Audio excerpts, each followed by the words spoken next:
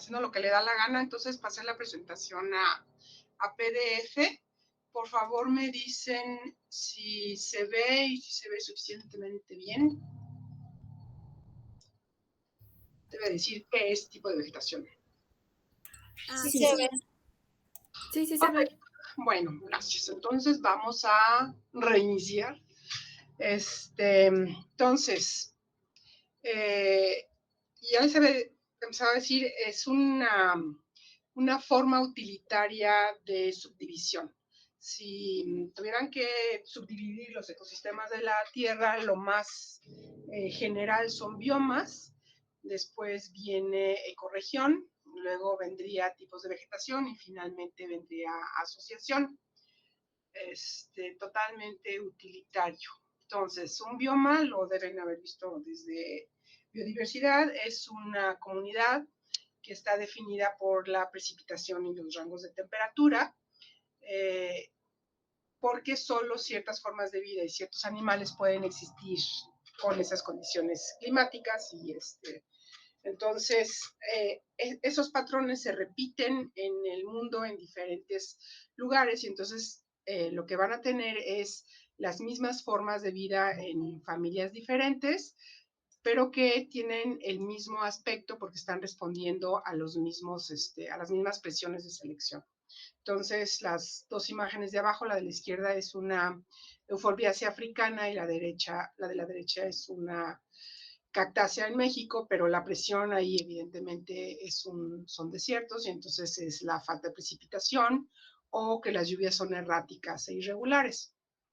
Entonces, lo que van a tener en los biomas es que en el eje vertical está la precipitación, está en centímetros, no en milímetros. Como que usamos más milímetros, ¿no? En México. Bueno, entonces en el eje vertical son los centímetros de precipitación y en el horizontal son las temperaturas medias anuales. Y entonces en los climas más fríos y con poca precipitación, que estarían hasta la izquierda en la gráfica, tienen cosas como la tundra, y el opuesto absoluto sería lugares con 30 grados centígrados de temperatura media anual, con más de 4,000 milímetros de precipitación, en los que tenían un bosque tropical perennifolio o una selva, y entonces todo lo que tienen en medio son las posibilidades en diferentes combinaciones, ¿no?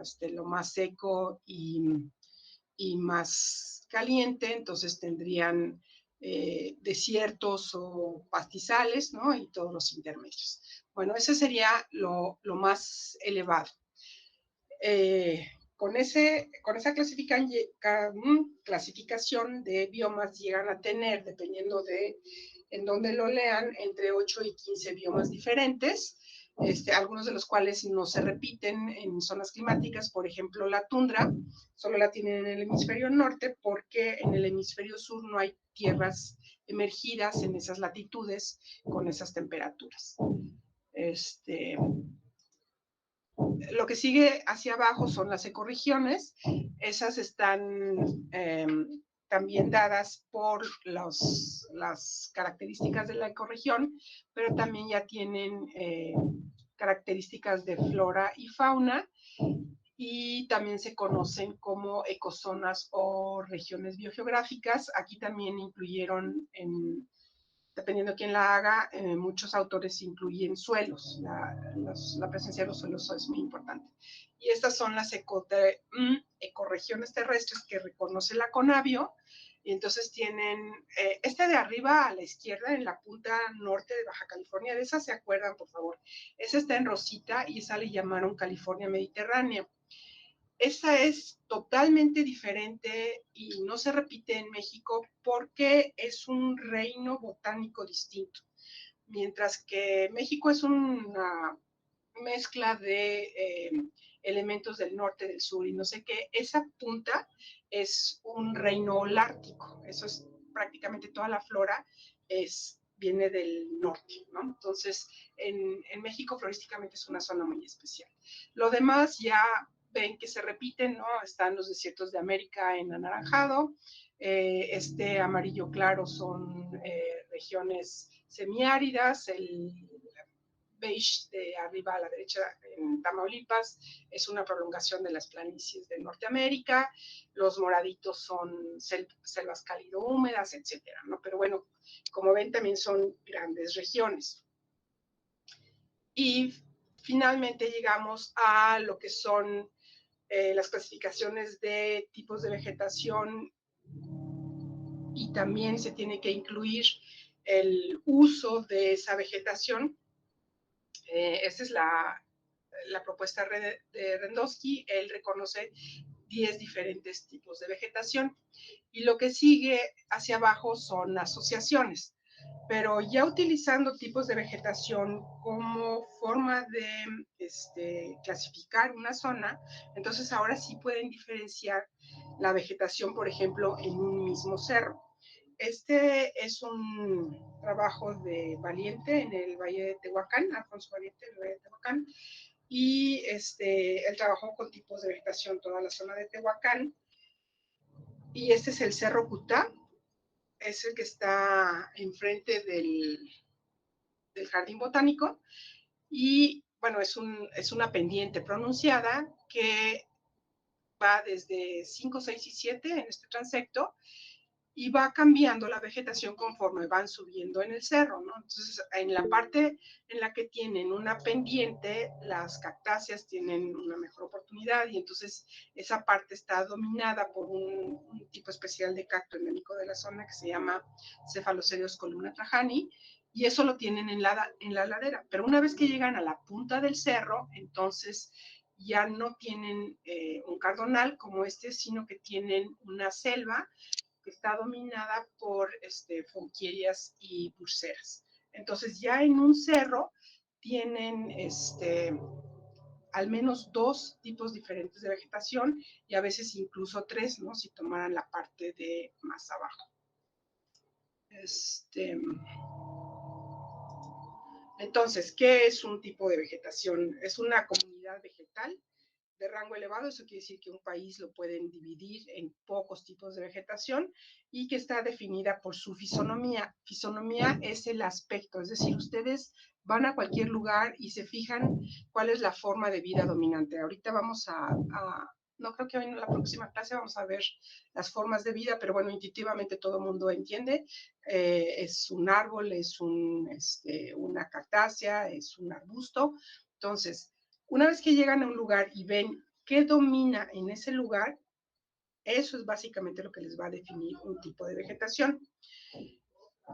Hay otras cosas que les permiten reconocer, por ejemplo, la composición de las especies. Tienen que saber cuáles especies están presentes en esa zona, cuál es la disposición espacial, la abundancia y el tamaño de las plantas. Eso es la estructura, la fisonomía, lo que les acabo de decir, las formas de vida, y luego los cambios en el tiempo, porque más adelante vamos a ver que hay vegetaciones que tiran la mitad de las especies las hojas en una época. Entonces tienes que ir todo el año para saber si tiraron las hojas en la época desfavorable o no.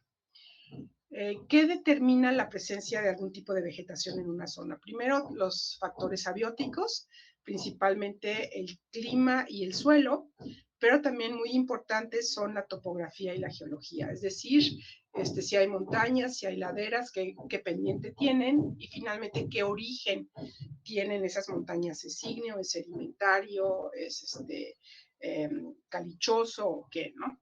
Todo eso va a ser muy importante en la formación del suelo, y obviamente las plantas responden totalmente al tipo de suelo en el que están.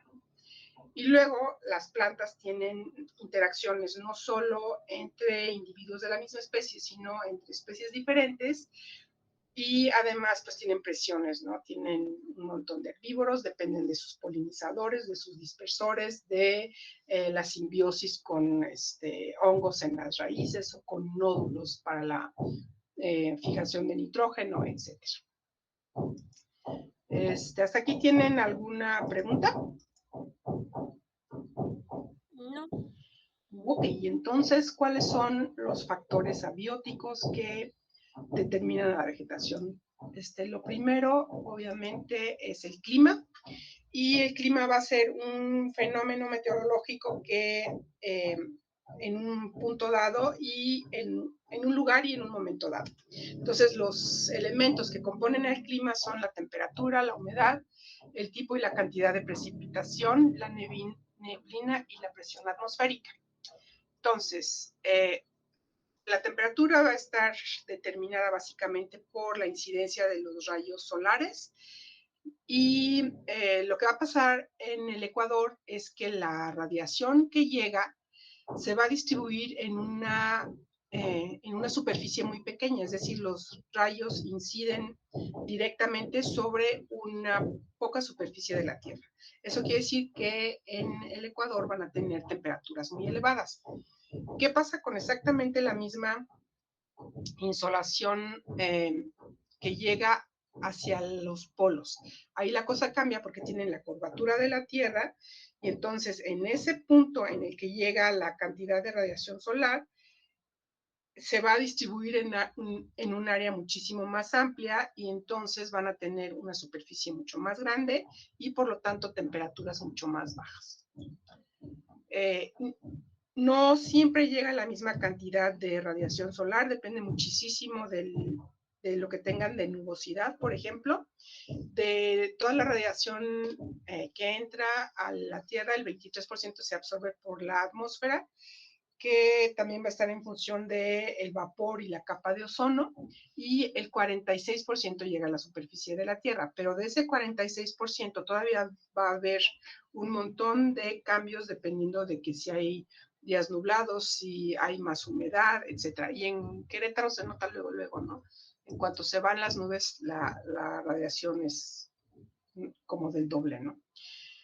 Otro factor muy importante para las temperaturas es la altitud sobre el nivel del mar.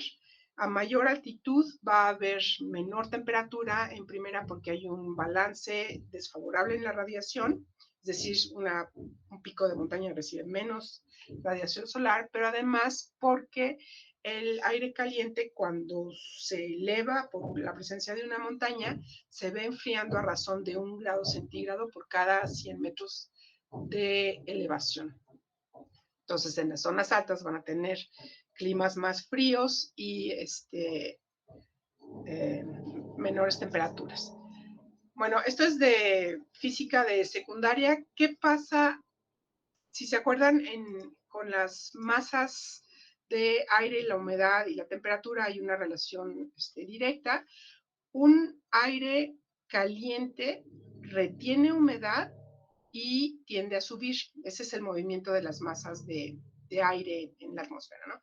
Entonces, cuando tienen una zona tropical en la que están recibiendo un montón de calor, ese aire se calienta, retiene humedad y sube. Pero una vez que esa masa de aire empieza a subir, se empieza a enfriar, y una vez que ese aire se enfría, empieza a precipitar. Y entonces, con un aire frío, en las partes altas de la atmósfera, lo que van a tener son precipitaciones. Y cuando vuelve a bajar, ya bajan secos y se vuelven a calentar, entonces retienen más humedad. Ese es simplemente el patrón de movimiento en la atmósfera, ¿sí? Entonces, lo que va a pasar si aplican esa física de secundaria a los movimientos de la Tierra es, tienen un giro de la Tierra que les da una fuerza de Coriolis.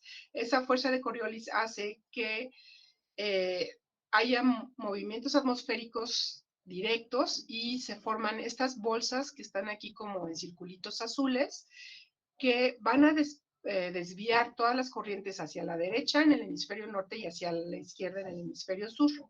Entonces, en la zona del Ecuador se llama la zona de calmas ecuatoriales. Lo que va a pasar es tienen esta incidencia muy fuerte del sol, se evapora la humedad de esta zona ecuatorial, los vientos calientes y húmedos se van a subir en la atmósfera y van a bajar en donde puse las flechas como color café, tanto en el norte como en el sur, nada más porque se movieron ya a lo largo de 30 grados de latitud, entonces a los 30 grados norte y sur van a bajar calientes y secos. Entonces, todas las precipitaciones, nada más por este movimiento atmosférico, se van a dar entre los 0 y los 30 grados de latitud. Ahí es en donde tienen la mayor cantidad de lluvias en los dos hemisferios, norte y sur.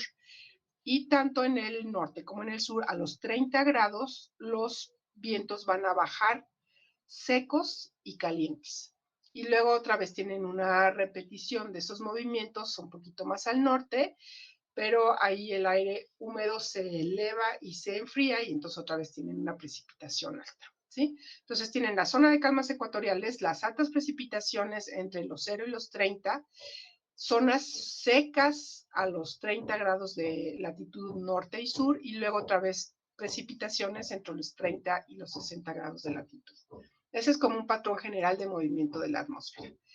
Otro movimiento muy importante en cuanto a aire caliente y húmedo y demás es que la entrada al continente de humedades generalmente viene de zonas de mar, en las cuales el aire en el mar se humedece, está caliente, sube y entonces una vez que choca con la tierra está más fría y más seca y entonces precipita. Eso cambia en la noche cuando el movimiento va de la tierra hacia el mar y entonces el aire caliente sube del mar hacia la parte alta de la atmósfera. Y este movimiento del día en el que el aire caliente va de mar a tierra produce grandes movimientos de neblina y hay lugares en el mundo en el que el aporte de humedad no es por lluvias, sino por neblinas. Y finalmente no es lo mismo tener una corriente fría marina que una corriente caliente. Hay grandes diferencias. Por ejemplo, en México. En México tienen la corriente caliente del Golfo, en este caso dice corriente del Caribe. Bueno, ubican México, por favor, estamos acá. Entonces, tienen esta corriente caliente que viene de la zona, del Ecuador, en la zona del Ecuador, llega al Golfo de México caliente, choca contra el continente, contra Estados Unidos, se desvía y se mueve hacia Europa. La razón por la cual Europa tiene inviernos muy benignos es precisamente porque les toca toda la corriente caliente del Golfo. Entonces, las grandes precipitaciones en México tienen que ver con esta corriente caliente del Golfo. Pero también tenemos la corriente fría que baja de Alaska por todo el Océano Pacífico y en México afecta a la península de Baja California. Ahí lo que van a tener es una corriente marina fría que choca con la tierra, ese aire frío y seco choca en una zona que además está cerca de los 30 grados de latitud y entonces ese aire que ya de por sí venía frío y seco se calienta y retiene más humedad. Como consecuencia van a tener en Baja California un desierto costero, ¿sí? Porque la corriente fría no aporta nada de humedad. ¿Qué pasa en Veracruz, donde tienen todo el aporte de la corriente caliente del Golfo? Ahí es en donde tenemos las mayores precipitaciones con una corriente caliente que choca contra la tierra y precipita grandes cantidades, sobre todo en Tabasco y Veracruz. Bueno, hay un efecto muy importante que en México es muy evidente en muchos lugares, que es la sombra orográfica. Supongan que del lado izquierdo de esta imagen está el Golfo de México, entra un aire caliente y húmedo que choca contra una ladera de, por ejemplo, la Sierra Madre, ¿no? Entonces, choca contra el macizo montañoso, tiende a subir y cuando va subiendo se va enfriando y entonces la precipitación de esa humedad se va a dar en el lado que da hacia la costa, hacia el Golfo de México, y se va a dar sobre todo entre los 800 y los 1000 metros de elevación sobre el nivel del mar. Y una vez que llega a los picos de las montañas, entonces ya básicamente precipitó toda la humedad que tenía y entonces ahora va a bajar del otro lado de la montaña, donde se va a volver a calentar y ya no va a llover nada. Entonces toda la precipitación la dejó del otro lado de la montaña, y lo que tienen del lado de Sotavento son otra vez desiertos. Esta es una foto de aquí de la Sierra Gorda. Entonces está tomada como desde Peñamiller, y ven la cantidad de nubes que están deteniendo las montañas. Entonces esas nubes están precipitando como del lado de Jalpa, ¿no? De Conca, de toda la parte hacia allá de la Sierra Gorda, y no están pasando húmedos hacia la parte del semidesierto queretano. Bueno, hay otro efecto más con las montañas que se llama el efecto de ladera.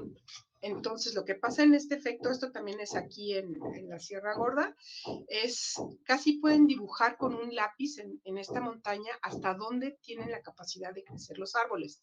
¿Sí lo ven? O sea, hay aquí macizos de árboles, hay aquí macizos de árboles, pero en toda la ladera que está dando hacia la izquierda no hay árboles, ahí hay un matorral. Y lo que está pasando es que toda la ladera que está hacia la derecha es una ladera que da al norte, y por lo tanto recibe menos sol y por lo tanto es más húmeda, mientras que la ladera que da hacia el sur tiene más horas de exposición al sol, recibe más sol y es menos húmeda. Entonces, hay lugares en México en los que prácticamente pueden poner una raya en la montaña de hasta dónde llegó la humedad. Y finalmente, también relacionado con las montañas, están los efectos de cañada, en los que si ven las dos laderas, en este caso tienen matorral, pero hacia el fondo de la cañada, donde evidentemente hay más flujo de agua, porque hasta pueden seguir las líneas de escurrimiento, ahí sí se pueden desarrollar árboles. Y luego entonces tienen más humedad. Entonces, con tipos de vegetación pueden hacer cosas mucho más detalladas, en los que pueden hacer perfiles altitudinales. Por ejemplo, en del Cerro Cutaya se los expliqué, desde un cardonal hasta una selva baja. Ahí van desde 1400 hasta 1700 metros de elevación. La gran diferencia aquí es la pendiente y la posibilidad de establecimiento de los cardones. Pero pueden hacer un transecto, por ejemplo, desde los 650 metros de elevación, en los que tienen zonas planas con un río, que luego van subiendo hasta los 1000 metros de elevación, en donde ya tienen techeras, o todavía más, entre 2000 y 3000 metros en este perfil que tiene el número 2, ahí van desde un matorral, suben a un mejical, a un isotal, se repite un mejical, luego empiezan los bosques de hoja ancha, los encinos y finalmente los pinos, ¿no? Y ahí toda la diferencia está dada por la elevación, la radiación y la presencia de humedad. Eso es como se verían esos perfiles ya en imágenes. El de la izquierda es la tetechera de Columna Trajanis, todos las cactáceas están inclinadas. Ese es un efecto de sutura, porque ahí es la floración, y ya en la parte alta del cerro, entonces ya tienen selvas y la presencia de árboles. Bueno, entonces, de los primeros que describieron la vegetación fue un señor, Köppen, un alemán, que definió la vegetación, los tipos climáticos en el mundo a partir de estudiar la vegetación, y llegó a 5 grandes grupos, más o menos desde 1940 la publicación. 4 de esos grupos los definió por los cambios de temperatura, y 1 por la presencia de sequía. Entonces, los primeros 5 grupos climáticos son A, que es el más caliente, con temperaturas mayores a 18 grados centígrados. Luego viene B, que es el definido por sequía. C son templados húmedos con inviernos benignos. D son subárticos, el mes más caliente es apenas mayor a 10 grados centígrados. Y luego E, que son los climas fríos o polares, en el cual el mes más caliente es menor a 10 grados centígrados. De esos grandes tipos sacó después un segundo subtipo que define la estacionalidad de las lluvias. Entonces, en A, un clima, el siguiente nivel es F, es un clima caliente sin sequía, con AM es una sequía corta y AW es una sequía de invierno. De los dos, de C y D, F es sin sequía, W es sequía en invierno y S es sequía en verano. Y bueno, con estos tipos climáticos es que se ha hecho todas las descripciones en México. En México seguimos esa clasificación. ¿Hasta aquí tienen alguna pregunta?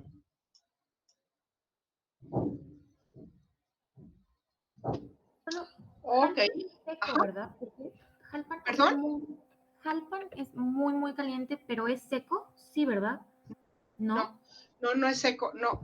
Jalpan no es seco. Lo único que tenemos, así como B en Querétaro, es Tolimán, Peñamiller.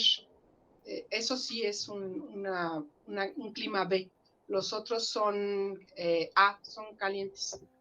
Ok, entonces, o sea, lo de la sombra de la orogenia con Pinal y Jalpan, se queda casi toda la humedad, pero no toda en Pinal, si llegas Claro, a claro. Jalpan. Claro, finalmente llueve, ¿no? O sea, tienes eventos de precipitación, sobre todo cuando hay ciclones o alguna cosa así muy especial, en el que la lluvia llega hasta Tolimán y Peñamiller y toda esta parte del semidesierto, ¿no? También tienen lluvias, no es que nunca llueva, es que ahí sí tienes una presencia de una sequía prolongada que generalmente dura más de 6 meses. Ok, Esos sí son áridos. y entonces es caliente porque ya está bajando el aire, o sea, ya estás bajando de las Y de montañas de... o sea, las dos cosas que te dan el clima son la precipitación y la altitud. Entonces, en Querétaro tenemos un clima bastante agradable, pero estamos a 1800 metros de elevación. Si te vas a Jalpan, ahí has de estar como a, no sé, 200, una cosa así. Entonces son lugares mucho más calientes. ¿Cómo a cuánto? 200, yo creo, 300. O sea, Jalpan es mucho más bajo que Querétaro. Sí, claro, Oh, mucho. Y tiene un ok. clima horroroso. Digo, Sí, hace un calor espantoso en el verano. No ok, sé, no sé a cuánto está, pero sí está mucho más bajo que Querétaro, mucho más. Pinal sí está más alto. Y también San Joaquín. ok. Vale, ¿Algo gracias. más? No, yo ya.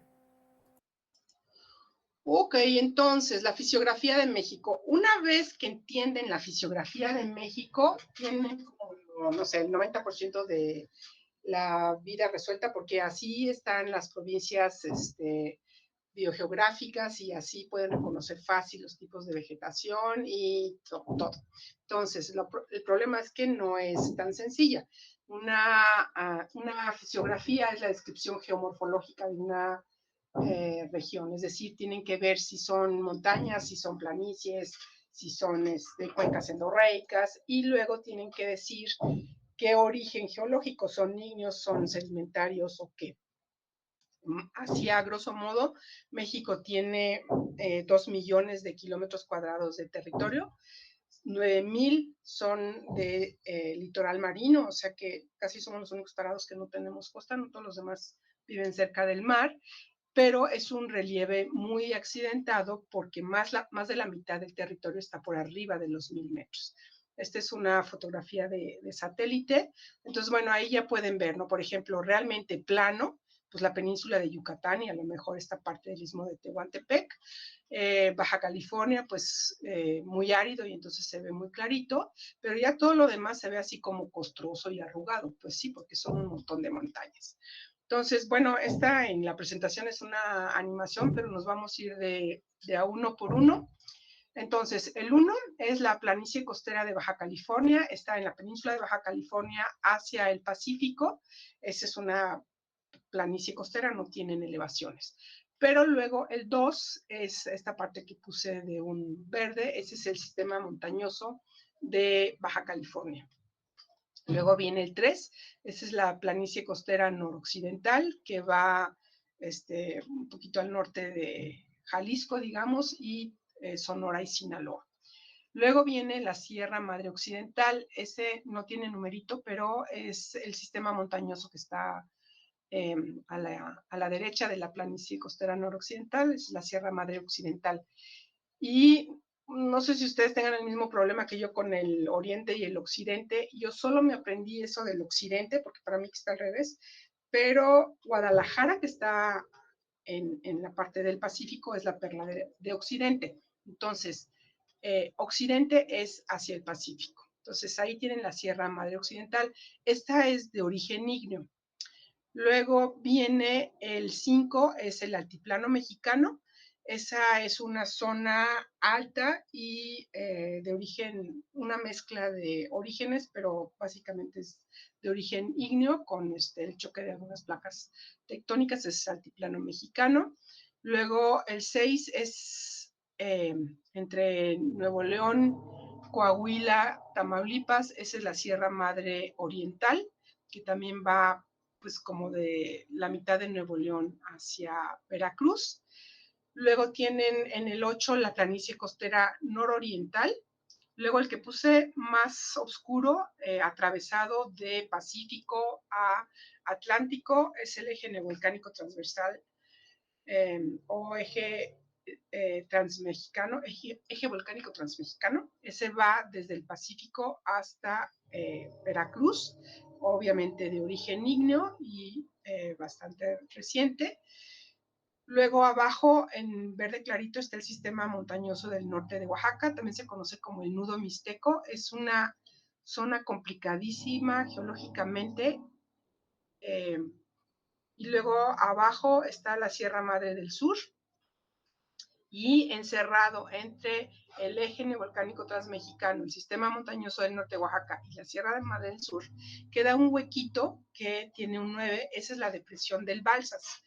Esa depresión del Balsas el Balsas es un río que desemboca al Pacífico, pero que como notan quedó encerrado entre montañas. Entonces es un lugar aislado, ¿no?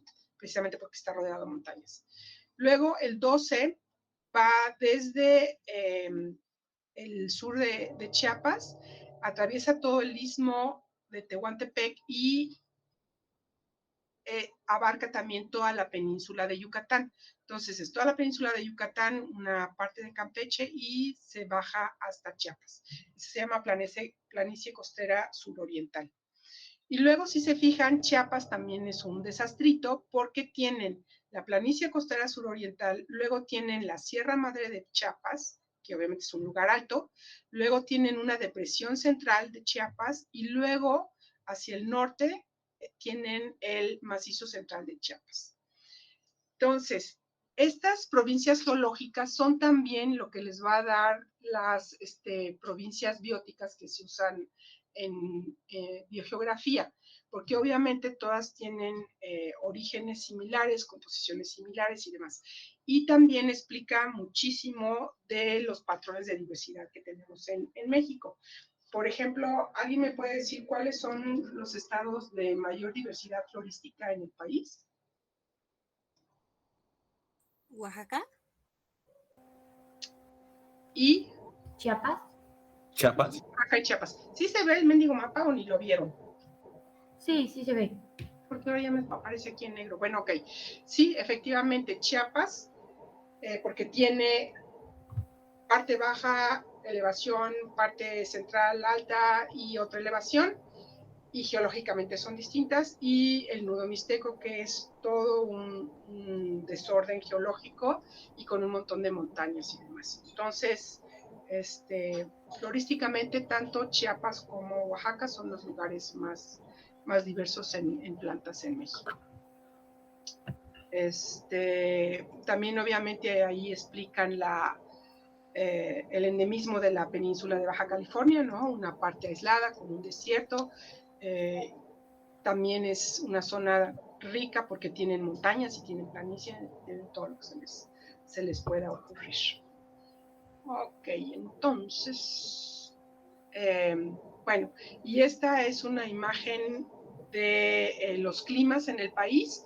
Los amarillos son desérticos, los beigecitos son semiáridos, los verdes son subhúmedos y los azules son húmedos.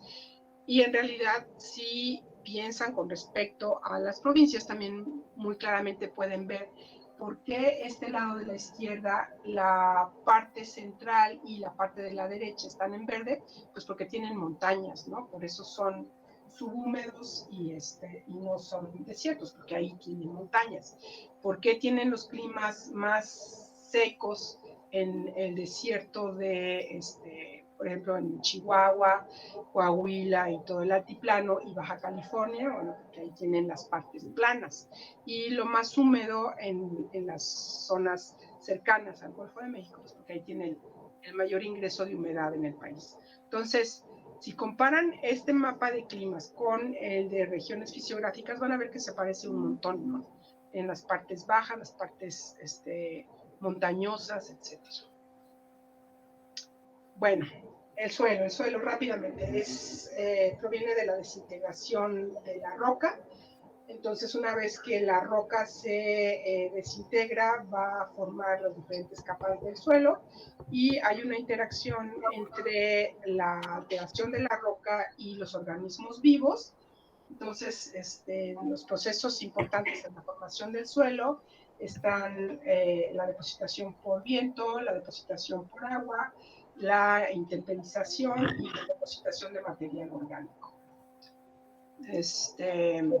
Tienen entonces una parte del suelo que es un componente vivo y luego toda la parte no viva.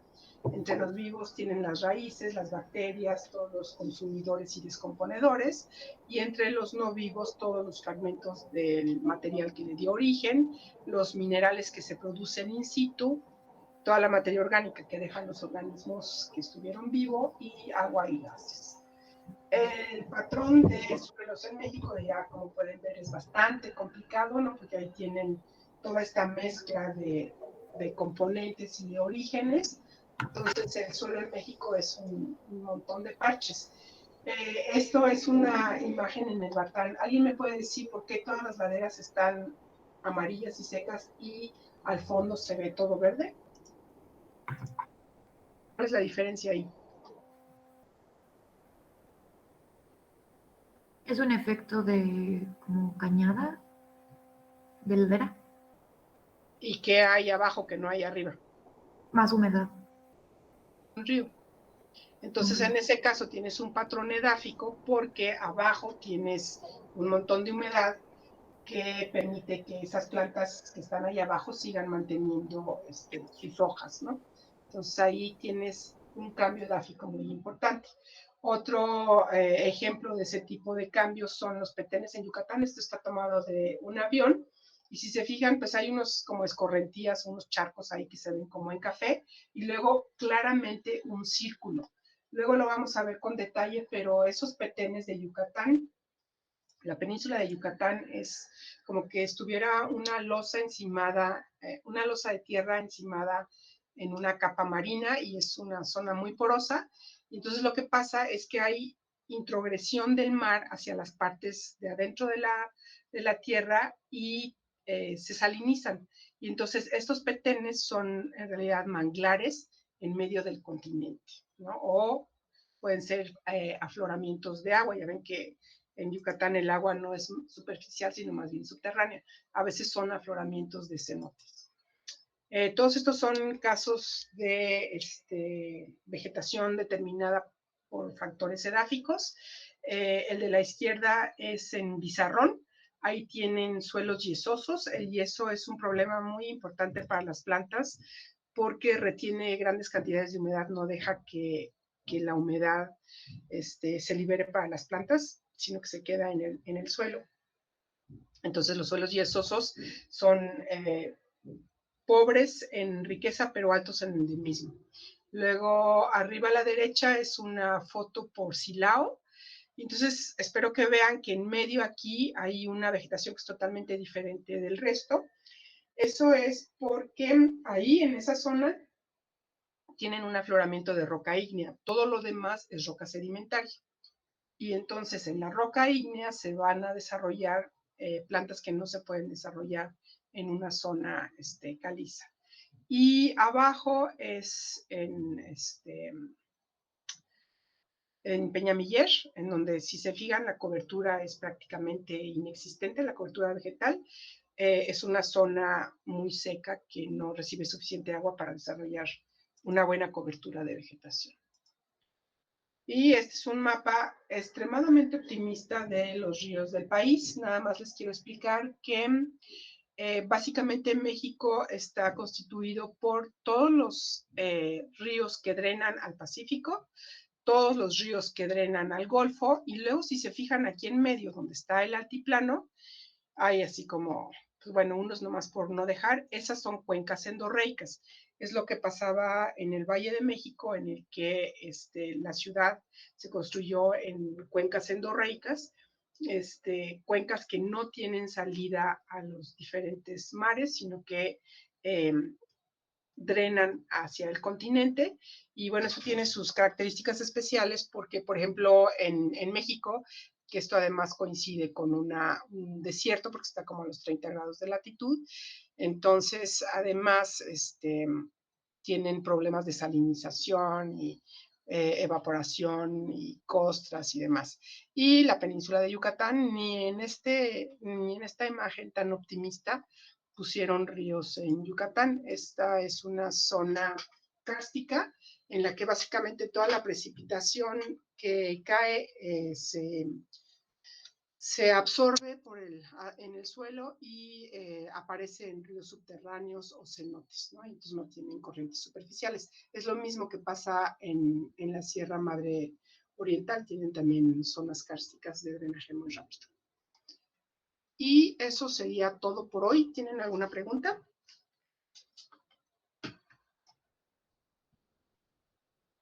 No, creo que no, Marinda. ¿Alguien más? ¿Nadie? No, ninguna, doctora. No. Muy bueno, entonces nos vemos el martes que entra. Ya la liga que les mandé ya es la que vamos a tener todas las clases y nos vemos el martes que viene, ¿va? Va, que va, muchas gracias. Gracias. Gracias.